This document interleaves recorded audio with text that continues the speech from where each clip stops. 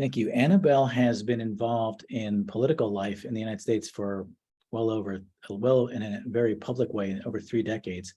And most notably, you may remember there was a time when there was a creation of a Tea Party in the country. And then there was also a countervailing, in some ways, effort called the Coffee Party.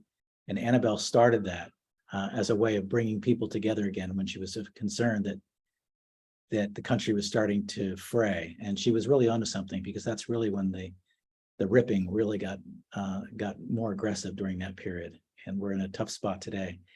So we wanted to get her perspectives on the what she's learned and what insights that we could also have as a church and as individuals as we engage along political lines. So thank you, Annabel, for agreeing to share with us.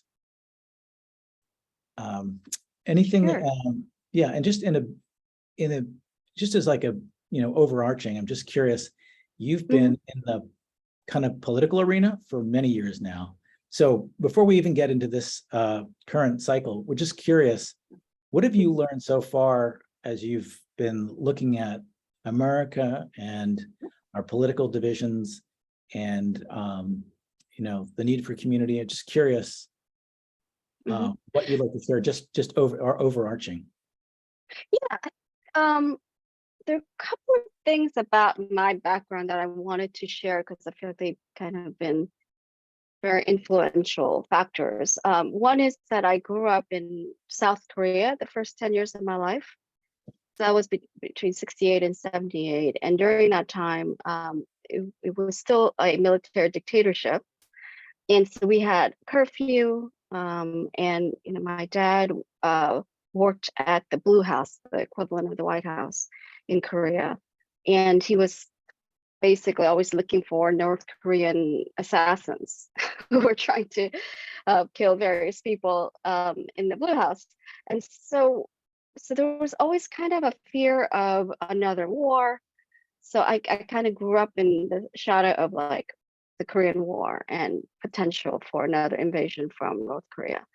The other thing is I became a citizen as a young adult. I was 22, and I thought of like becoming a citizen as just sort of a formality, right? I'd been a permanent resident from, since we immigrated, and I didn't think much of it. But during the ceremony, when I was sworn in and I had to swear to defend the Constitution of the United States, it was really a transformative moment, because I've never made a vow before then or since, and I think I ended up taking it very seriously.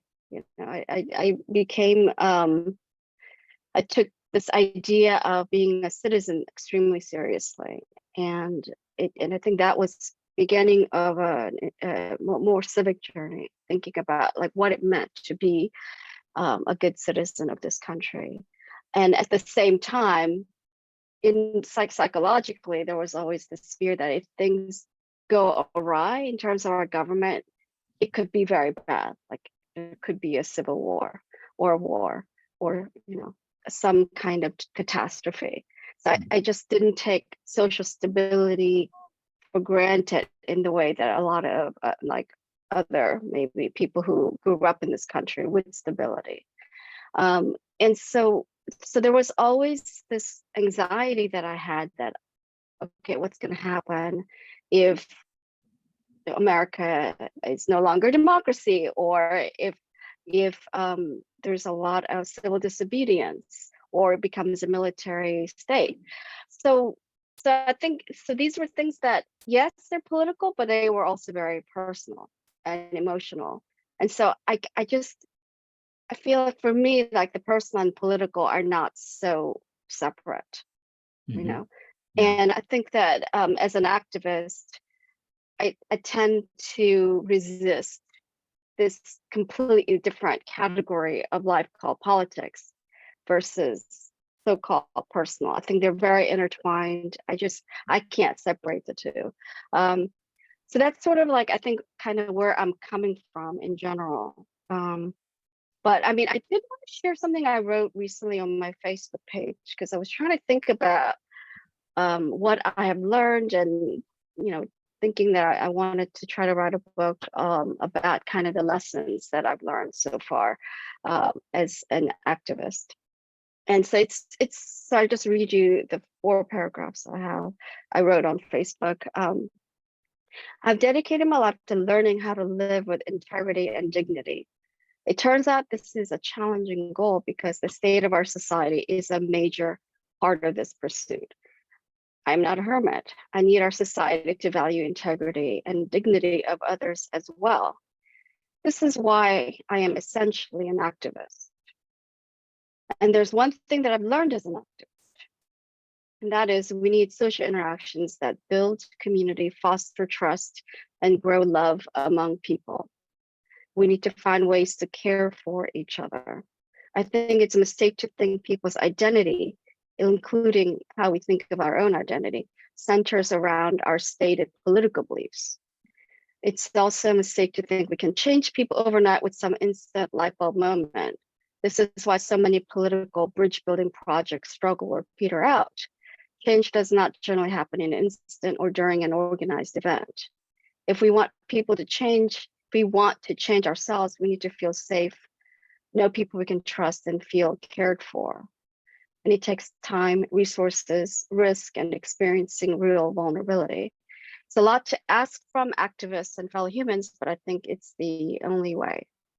So yeah, that's another way of sort of saying what I just said earlier, that it's very personal. It just, we all have our existential pursuit, trying to find how to live our lives, how to find purpose, how to find meaning.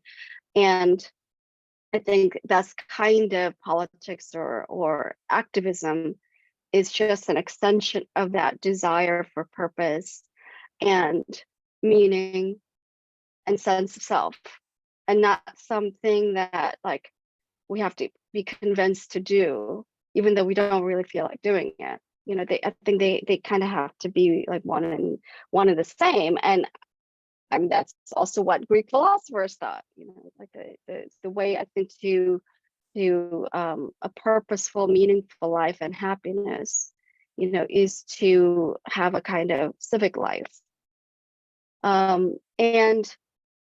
And where like the public and the personal really feel harmonious, and that's what I don't have right now because of the turmoil in our political sphere.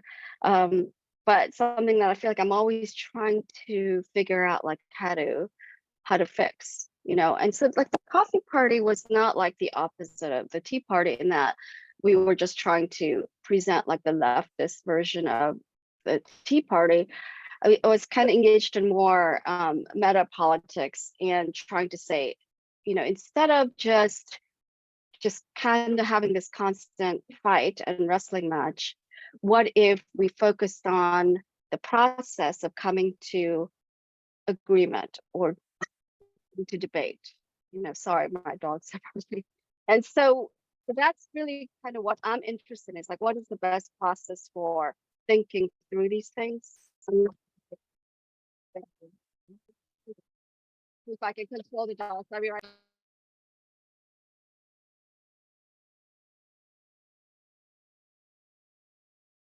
Dog interference. Maybe I should stop there for a second and let people ask questions. Yeah, well, I have a quick question for you. One thing that I was curious about that you said was that growing in Korea, you grew up with fear, and for all the obvious reasons. I'm just curious. One experience that I'm seeing a lot of is that everybody seems afraid right now in our political system. Like they're afraid of the other, and if the other, doesn't matter what the other is, but if the other wins, I lose. I lose everything. Did you experience any of that when you were out there on the where people, did you hear fear as a common theme? Yeah, sorry about that. I have people visiting and the dogs are barking. Yeah, there's definitely terrible fear, especially about crime, losing our democracy, or those are the two big fears, like inflation, crime, losing our democracy. And yeah, I guess another way of saying losing our democracy is just like the fascism that's always kind of looming. So there's a lot of fear. And I don't know how much of that is sort of promoted or encouraged during a campaign season when people feel like, fear is a kind of currency, and you can manipulate people with fear. Um, so I don't know if they're like organically afraid or they've been kind of made to be afraid because of all the rhetoric. It's hard to distinguish. I do know a lot of people are financially struggling. That's very real. And there is, of course, people who have reasons to be afraid of just physical safety for various reasons. I was in Wisconsin where there's just been like mass shootings, and Kenosha, and there's Waukesha. There were a lot of violence on the minds of people in Wisconsin. So, and of course, I was also in Minnesota where George Floyd happened. So, yeah, I mean, there is a lot to be afraid of, but I definitely feel like it just gets amped up during the campaign season, unfortunately. Yeah, I think it's pretty proven that fear is a great Mm. motivator and a great, and so demagogues will often use fear to scare their people into following. And we've got cable networks and media also organized around fear because it gets our attention in a way that positive news doesn't. So that makes a lot of sense. Based on your travels, Mhm. are you more or less optimistic about things now that you've been out in the country and talked to a variety of different people than you were before you left? Yeah, I mean, I always feel more encouraged. I think when I'm very actively involved in talking to voters, and that voters are not like abstractions, but real people that I had a chance to talk to at the door, or I had a chance to work with.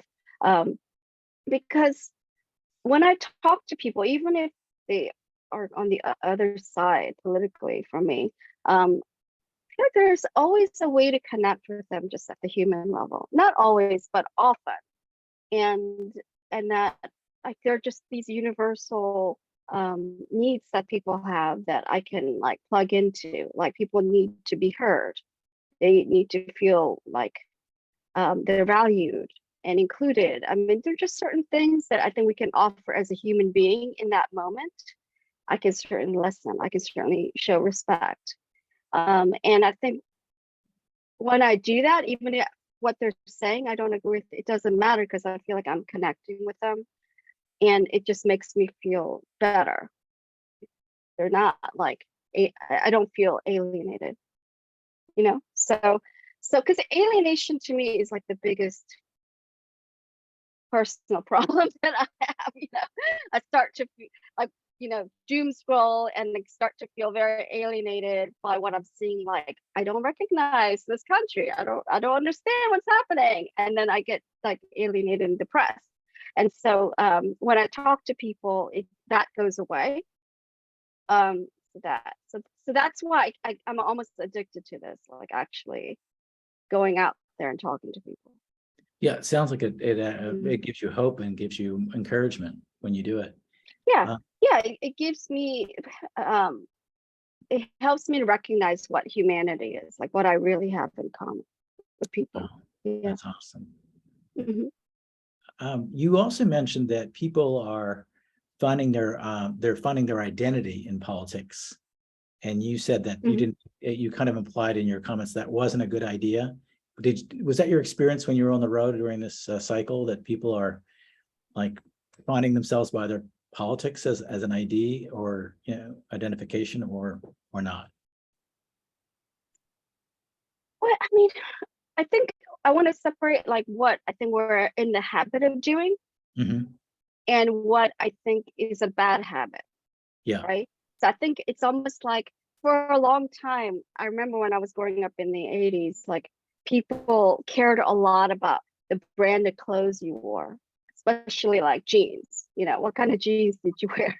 um, and so that became some essential to your identity, like what kind of brands you wore. And so that's very hollow. That's not really intrinsic to our identity, but it's easy to just kind of use it as a prop to say, oh, this is who I am. I'm the kind of person who drives this car or wears this brand. And I feel like political labels have become kind of that superficial. It's just like, it's not really a reflection of anything deep, but it's just like a prop, like, okay, I'm a Democrat. That helps me understand who I am and how I can present. Oh, I'm a Republican. That helps me present, but it's not necessarily a reflection of some deep identity that's just, just permanent.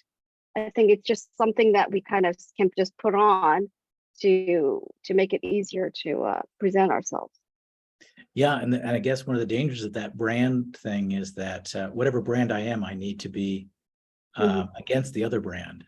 It pits me, like if I learn you're from the other brand, then that means Right. I'm against you before I know a single thing about you.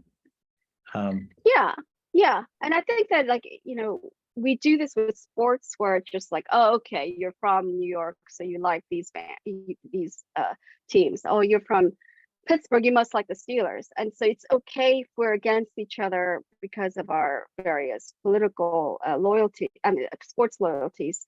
But in politics, it becomes much more consequential, like, oh, I hate you because you're a Democrat or a Republican.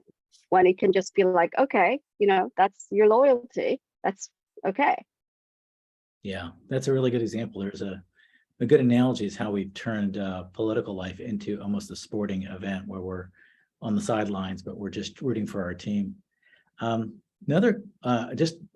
anything specifically from the 2022 campaign of when you've engaged with people, anything transformational or interesting or surprised you? Yeah, I think that a lot of people are unhappy with the candidates that are on the ballot, right? Yeah.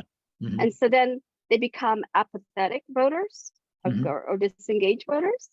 And so they're like, oh, I don't really like anybody. Oh, I don't really know them. So I don't think I'm going to go vote, right? They don't feel like they need like a special reason to vote, right? As opposed to, like, probably many of us here, we always just vote because the reason to vote is that it's our responsibility to vote, right? But there are a lot of people who need that extra reason to go vote for a particular person. And a friend of mine who's a brilliant writer, Rebecca Solnit, had this great response. And it turns out it was a response to something I wrote in the Washington Post in 2016, asking Bernie people to vote for Hillary. And she came up with this great phrase: voting is not a Valentine, it's a chess move. You don't have to be in love with the candidate. Mm-hmm. It's going to help you get to where you need to go, right? And I used that at the door several times with people who are like, oh God, I don't really feel like voting. I don't really like anybody.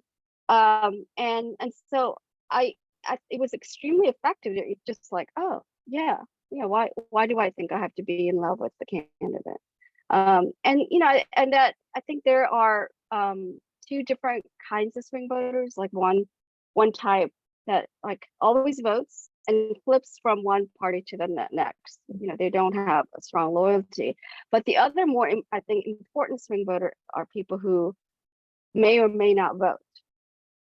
And there are a lot of people who are in that second category of people who don't reliably vote. And those are the people that I feel like we really need to figure out how to reach.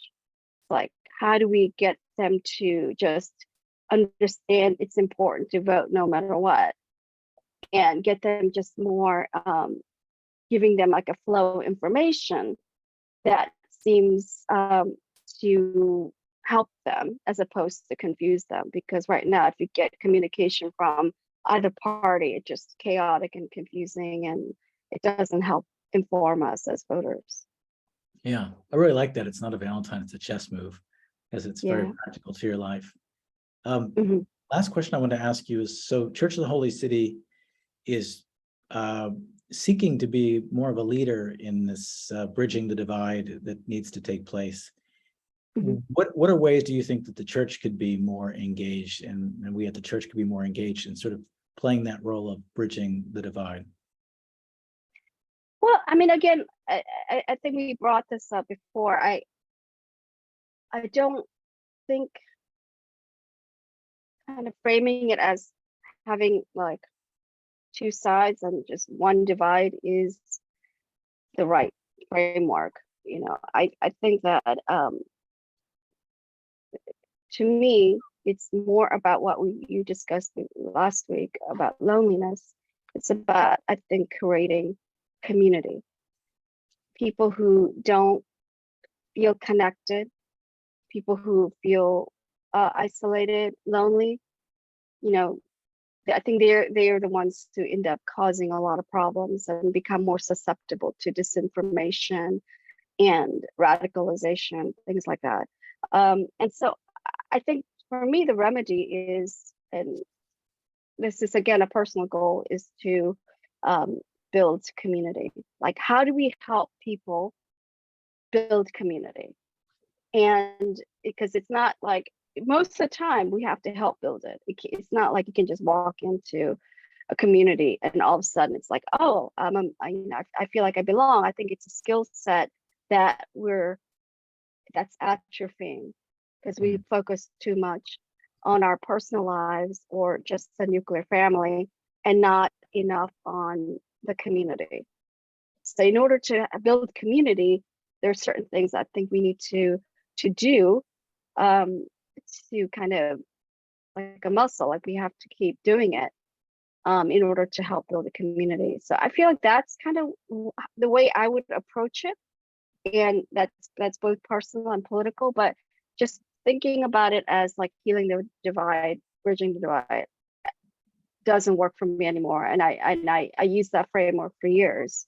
And that to me misses the essential problem, which is the problem of loneliness, isolation, atomization, and things that that are hard to work on in just with the program. I think it takes years.